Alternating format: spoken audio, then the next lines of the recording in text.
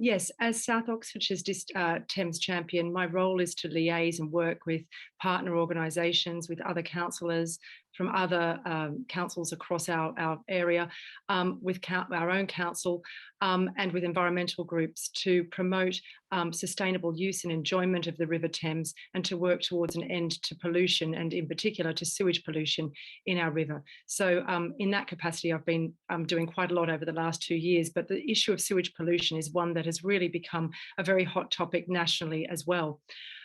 In recent years here in South Oxfordshire and across the country, we've seen a huge increase in the numbers of people swimming, paddleboarding, kayaking and walking by the River Thames.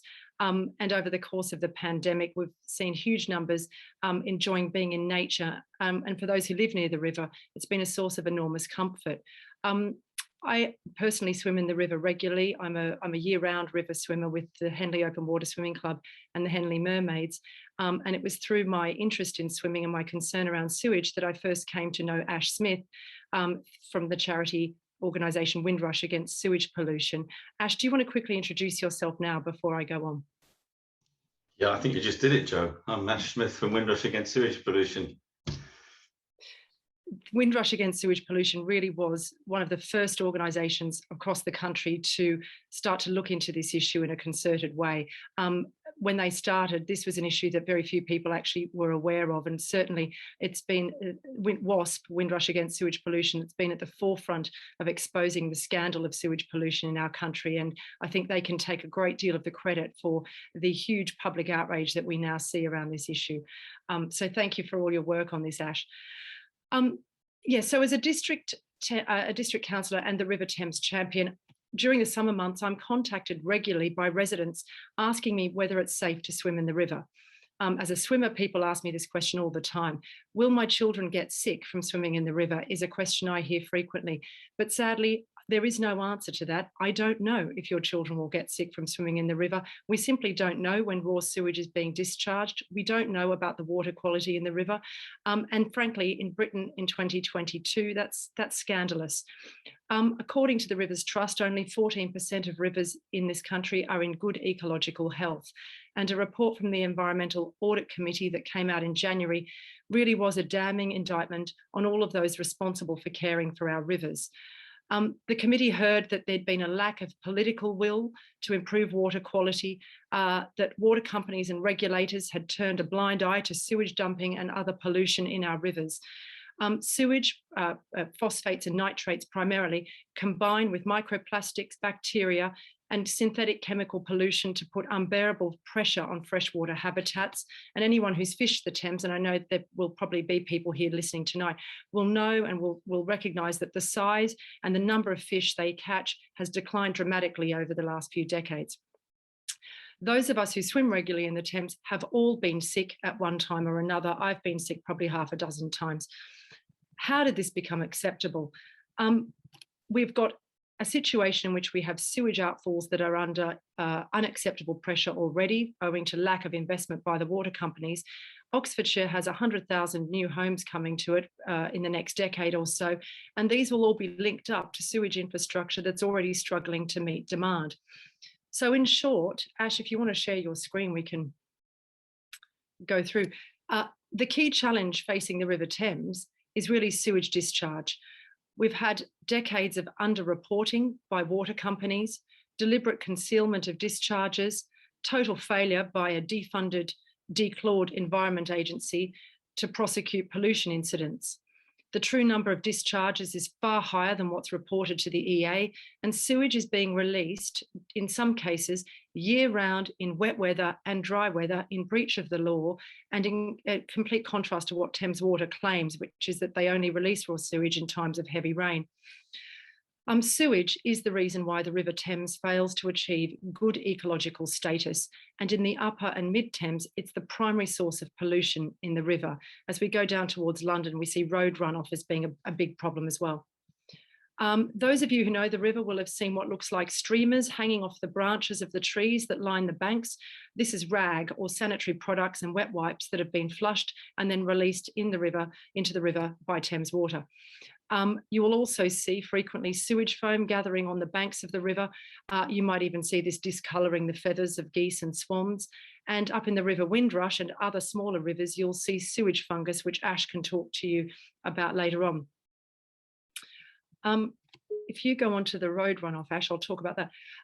We've got issues with tiny particulates, as I said, from brakes and tyres getting washed into watercourses from busy roads. And it's clear that National Highways, local authorities and the EA are not doing enough to eliminate this pollution in the first place. This government has a £27 billion road building scheme. And where new road infrastructure is being proposed, not enough is being done to reduce and eliminate tyre runoff and road runoff into our rivers. This morning I spoke at Oxfordshire County Council's cabinet meeting to urge them to consider a redesign of the HIF1 project, which is a large-scale road development in Didcot, which will lead to extremely severe impacts on the River Thames in terms of road runoff. We've also got issues with agricultural pollution, nitrates and phosphates, which are also obviously in sewage. But rural diffuse pollution is the most common form of pollution nationally. And it is the cause of severe pollution in the River Wye, for example, where intensive poultry farming is effectively killing the River Wye. This is not so much the case in the Thames, however, where sewage is the main problem. In our chalk streams, we've got issues with over-abstraction of our chalk streams. Among the planet's rarest habitats, 85% of them occur in England. So of the 260 chalk streams on Earth, almost all of them run through the English countryside. And the southeast of England is officially water stressed. Abstraction by affinity water in particular is leading to the death of our chalk streams. But here in the River Thames, sewage is the biggest challenge we face. Thames Water insists that it only releases raw sewage when it absolutely has to in periods of heavy rain to prevent sewage from backing up into people's homes. But as we've discovered, and as Ash is about to explain, this is categorically untrue. And I'd like to pass over to Ash now to talk a bit more about the scandal of sewage pollution in our river. Thanks, Jo. That's a really good introduction. So Windrush Against Sewage Pollution is where I'm coming from. One of the many groups that have been formed to fill the void, really, of environmental protection that doesn't really exist now from our conventional authorities. The Environment Agency is recognised as failing in this quite terribly, as identified in the EAC inquiry report that Jo mentioned, which highlighted how much campaigners and environmental groups now have to do to try to fight this battle. So what do we want? We want an end to untreated sewage pollution. Doesn't seem too much to ask, does it? To improve effluent standards, because some of those are pretty shocking, and to make our rivers safe for all. We love all that wild swimming thing, but we also think that the mayfly bug and the dragonfly down at the kind of rough end of things has got a real need of protection. We will lose the fundamental basics of our ecosystem. Now, we're not against development, but it causes a massive problem if you've not got the infrastructure sorted out. And it doesn't mean, you know, some extra traffic jams, which are bad enough. It means degrading our very own water right down into the core of the groundwater that we rely upon. Now, I'm always quite critical of the water industry and the regulators, but refer to them with due respect for the individuals that work within these organisations that really do try to do a good job. And we have a good relationship with many of those, but it's not going to stop me telling it exactly how it is. So what do? We base our work on investigating the system and data analysis. Data analysis has been our great strength through Professor Peter Hammond, who has uncovered huge amounts of criminality in the water industry, things that were being completely hidden from view by our regulators and government. And that has really brought this whole issue into a new state of engagement and horror and discontent with the public. And that is what is driving change. It's public opinion. This was Philip Dunn MP, the leader, the chair of the Environmental Audit Committee. They came down to visit WASP last July. We were the only environmental group that they came out to visit, and we feel quite proud of that, and we managed to show them a lot of reality on the ground at places like near Burford and Bampton, which all reflect on the state of the situation in the Thames. And we're now moving into looking at how the law can be used as well. But what I'm going to do, I think, is to give you an overview of why the problems exist, how the sewage system works, and then some examples of how it impacts on the rivers. And then a little bit at the end, we're going to talk about how you can actually do something to make this thing go away and to get back to some sense of sustainable, sensible life.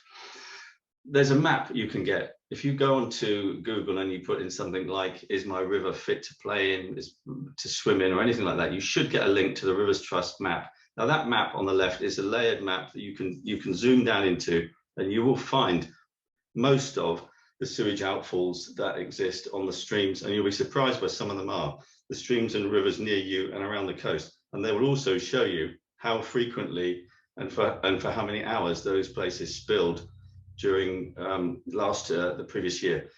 So that's quite a useful resource, and you might do yourself a favor then by not kind of wading around in some of this stuff.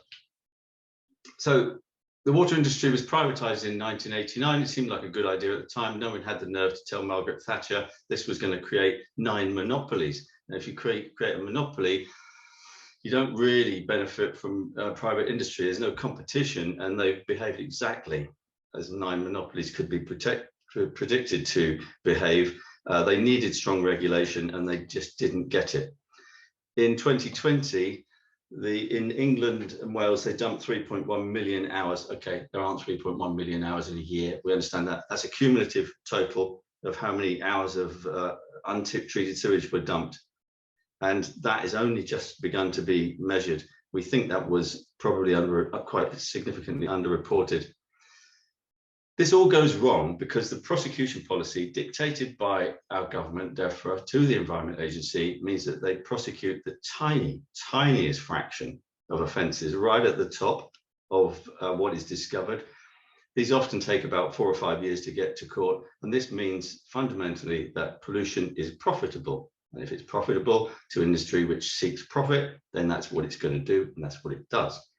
It's extracted £72 billion since privatisation by putting in about 160, apparently, as investment, but it's very unclear where that actually went. Not a bad return at the best of times. On top of this, you have a very depleted, deliberately depleted and poorly led, I don't know if that bit's deliberate, but they are poorly led, shockingly badly led Environment Agency, which has failed to control or even notice and has turned a massive blind eye to so much of the criminality that exists today. On top of that, the financial regulator is Ofwat, and what they've done is to squeeze what the businesses are allowed to use from the customer to invest in improved assets, and they've created a system where corner cutting is the way that the business makes money, and that's been fed by fake results, which have allowed them to continue with that. You may think this is all ridiculously, bizarrely, couldn't possibly be true, and I would have thought the same as well if I hadn't been so deeply immersed in this. It is an absolute disgraceful scandal.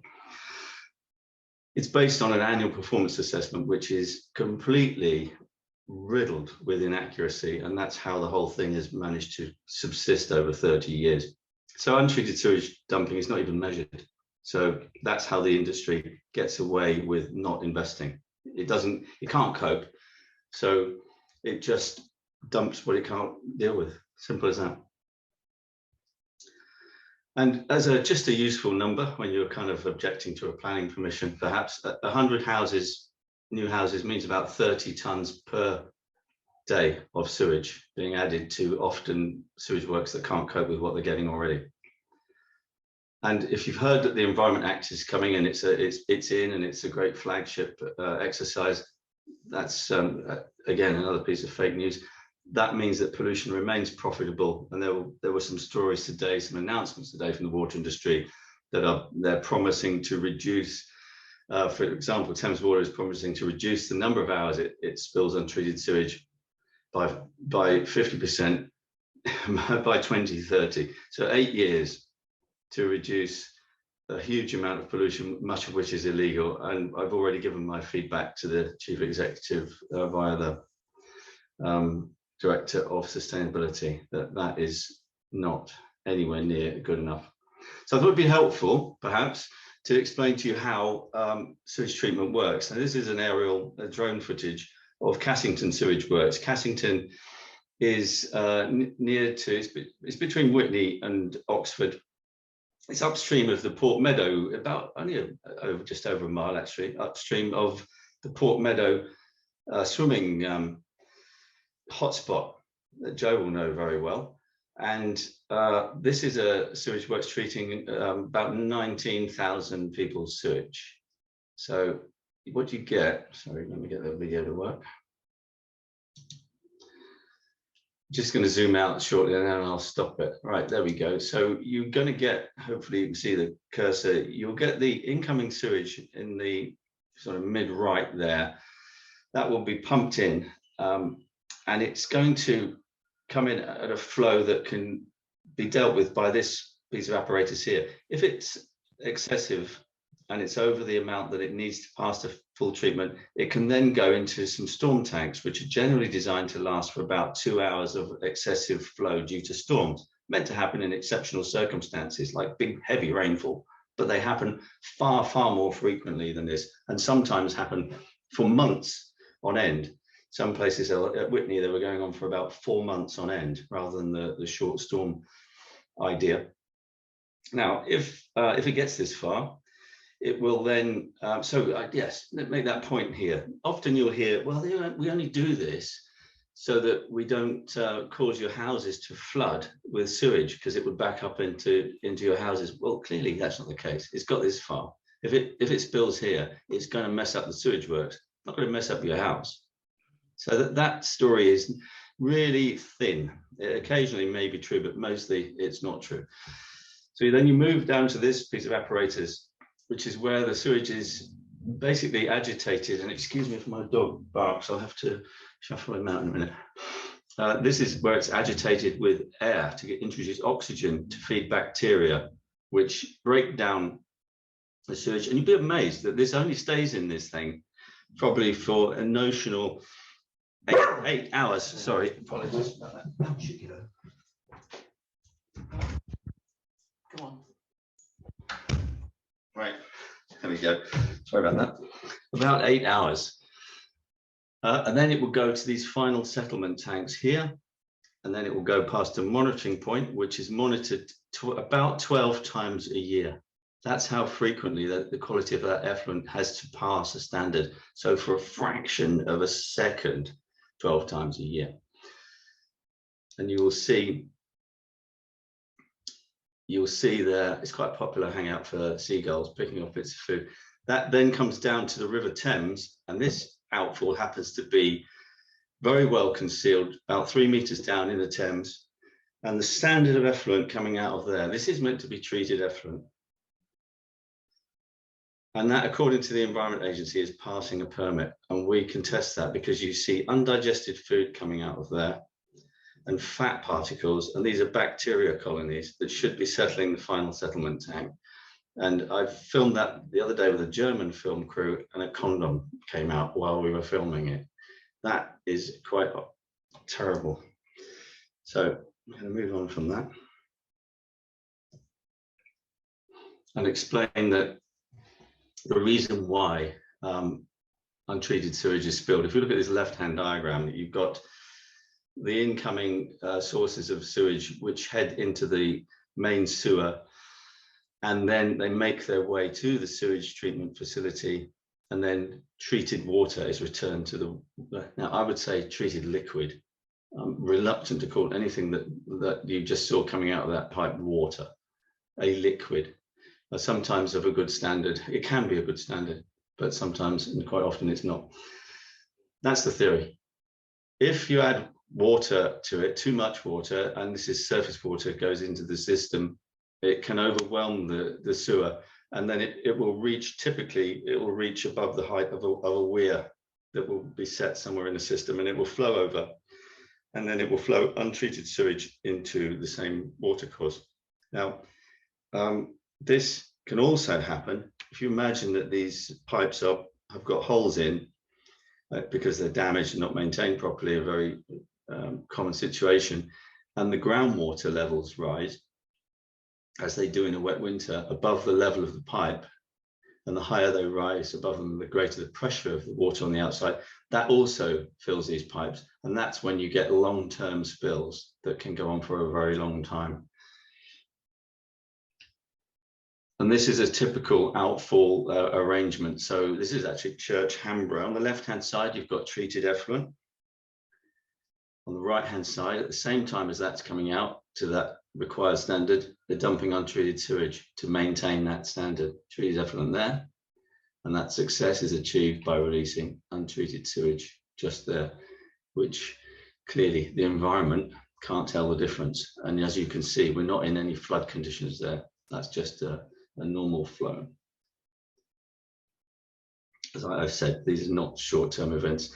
And the industry has become very much reliant on the ability to pollute and to do so even illegally, which is quite shocking. And it's worth thinking also about what untreated sewage is. If you think about it, it's all the bodily waste and stuff that you kind of expect to go down a toilet, everything that you put down the sink or a drain. And it's actually, you go into the supermarket and look around the cleaning and laundry aisles, everything in there is going into our rivers. And when it's untreated sewage, clearly it's going in its worst form. And you will get even something as common as fairy liquid here, labelled harmful to aquatic life with long-lasting effects. So there are products that are not so labelled, and we would hope then wouldn't contain those dangerous chemicals. Even that is uncertain. And the consequence that you will see, and this is the Colwell Brook, this is the untreated sewage coming from Whitney Sewage Treatment Works. It's been spilling in this situation, it's been spilling for several weeks. And what you see is the formation of, oh, sorry, go back to that. You see the formation of sewage fungus, which is actually filamentous bacteria colonies. There were 1.6 kilometers of this. That grey gloopy goo, that is what the passing by of huge quantities of untreated sewage does. And that is a lot of bacteria, as you can see. And that's all headed for the River Thames. And this is the River Thames down at Newbridge, which is where the Windrush joins the Thames. And you're going to see now, this is not in flood conditions. Neither river is in flood and stirred up due to flood. This was last summer. And you can see the River Thames doesn't look too bad. It's getting worse, in my opinion, over the years. But you'll see that looks, I'm sorry, I should, oops. That should play. There we go. That's the nice clear water of the Thames relatively, and that's the Windrush coming in. And you can see that the Windrush, which was once crystal clear and actually adding to the purity of the Thames, is now damaging it and will make that whole river more turbid as you go downstream.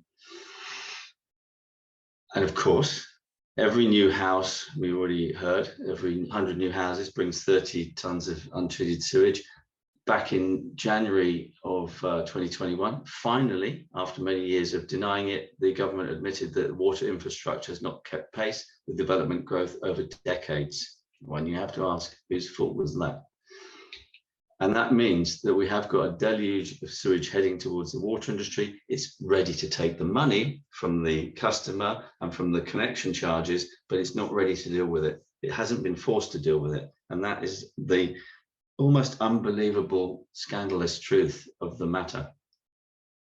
Now, here are some hours of untreated spilling at various sewage works. This is something that Jo put together from some information she got under it's similar to the Freedom of Information Act, Environmental Information Regulations. Places you'll recognise the names of Chalgrove, Pangbourne, Benson, Didcot, Abingdon, and Oxford, and you'll see what they have in common. These are in year order, 2018 at the top, 2020 in blue, everywhere is getting worse. Now, I expect this year there to be a slight improvement because the weather's been very kind. But the general trend is certainly we know that the proportion this year of illegal spills has increased. Things are inevitably, if you add more housing to it, things are going to get much worse. I just thought I'd show you where Henley Sewage Works is, just in case you didn't know. That's on that Marlow Road there. I got that on Google Earth, and you can do a lot with Google Earth, and I think it probably, I don't know it, haven't looked at it, but I think it probably goes into the Thames roundabout here. It's had a good history on paper, but we didn't believe that, and this year started to show that that was probably justified non-belief, because some of the spilling is starting to be revealed. So now I think we can look at the more optimistic side of battling this, and bring Jo back to talk about how we can reclaim our rivers. Thanks, Ash. Yes, just to say that, I mean, looking at the bar chart previously that Ash showed us, where we've got Didcot, for example, spilling for about 1,300 continuous hours back in 2020, Didcot's about to take 16,500 new homes. It doesn't bear thinking about the idea that 16,500 new homes are going to be linked up to a sewage treatment works that is already clearly massively over capacity. And just to pick up on what Ash said about Henley, Henley discharged for about 300 hours last year, and that's an increase of almost 100%. So clearly there's been a problem with monitoring at Henley, and those of us who swim in that area would report that along that stretch, that tends to be where people get quite sick. So my feeling is that there's been discharging going on from Henley for some time, and they've only just worked out how to get their monitoring to be more accurate. And so as a result, last year in 2020, 300 hours, that's nearly an hour a day of untreated sewage going into the Thames at a very popular place there, near opposite the Leander, or not opposite the Leander Club, downstream from the Leander Club. I think what is critically important at this point is that we start to reclaim our rivers for people and nature. They've been treated for too long by our water companies as open sewers. And I think we need urgently now to say enough is enough, and take all the action we can to reclaim our rivers for ourselves. One of the key recommendations from the Environmental Audit Committee is that the government should encourage the designation of at least one widely used stretch of river in each water company area for bathing water status. Bathing water status falls under the EU Bathing Waters Directive. It ensures that members of the public have real-time information on sewage discharges. I would add that that is now a requirement under the Environment Act anyway, and that there is water quality testing and monitoring that goes on at the site, and accurate information, public information about water quality, so that when people go to have a swim, they can make an informed decision about whether or not they ought to get into the water. You'll be familiar with this because hundreds of beaches around the UK have bathing water status. When you go down to Cornwall, you'll see a sign, bathing status good, poor, whatever. You'll know that from the hundreds of beaches around the country. Only hundreds of rivers in France and across Europe have bathing water status. Only one river in the UK has bathing water status, and that is the River Wharfe at Ilkley. Oxford City, you may be aware, has an application in at the moment for bathing water status for Port Meadow, and that application is with DEFRA at the moment. I'm really pleased that this year South Oxfordshire District Council will be working with other partners to put together a bathing water status application for Wallingford Beach, where you probably know hundreds of people, including children, paddle and escape the heat during the summer months. So that application will be going in at the end of October. One thing that's important to note is that when we see, we look at places where there is bathing water status in the beaches around the country, that doesn't seem to deter the water companies from spilling raw sewage into these places. So when we look, for example, at the egregious record of Southern Water, which has been dumping raw sewage into blue flag beaches, it's really quite grim. But I think we need to pursue this anyway, and I'm very much looking forward also to having enhanced water quality monitoring along the length of the Thames in South Oxfordshire, and that's something we're working to roll out next year so that people can make informed decisions about whether or not to swim. And it will also provide us with much needed information with which we can pressure the water companies, pressure government, and pressure local authorities to make better decisions in terms of protecting our rivers. Many of you will remember learning to swim in river bathing areas. We used to have buoyed off and netted areas to provide bathers with safety from boats. These bathing areas were dotted along the length of the River Thames. Why on earth did we ever abandon them?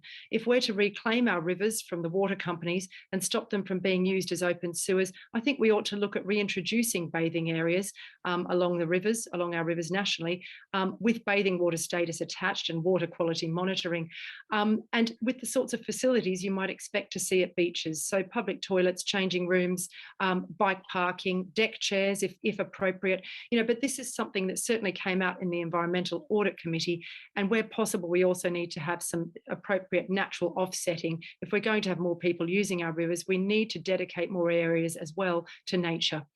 I would love to see a bathing area designated at Mill Meadows in Henley. I think at the moment, Henley is a wonderful place for boats and for people to enjoy walking. I would very much like to see a dedicated buoyed off area for swimmers to enjoy as well, reintroducing that wonderful facility for the people of Henley, many of whom will remember learning to swim at the Henley River swimming baths across from the Angel on the Bridge.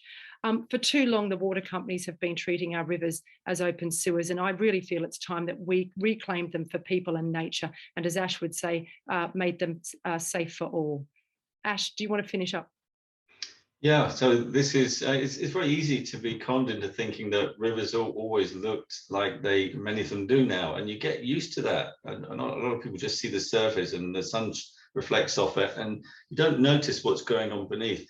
This is the Shill Brook. This will flow down through Bampton, through Carterton. This has just been through Carterton, and it's still this good. It'll be passing Carterton Sewage Works soon in the video, and then it'll be going down to Bampton, and it'll be going into the Thames. This is a lovely little spot with those wild trout in it. That is what the brook should look like and would look like, and most of our waters would look like, and that's below Bampton Sewage Works. That is what we are doing to that. We're letting that happen.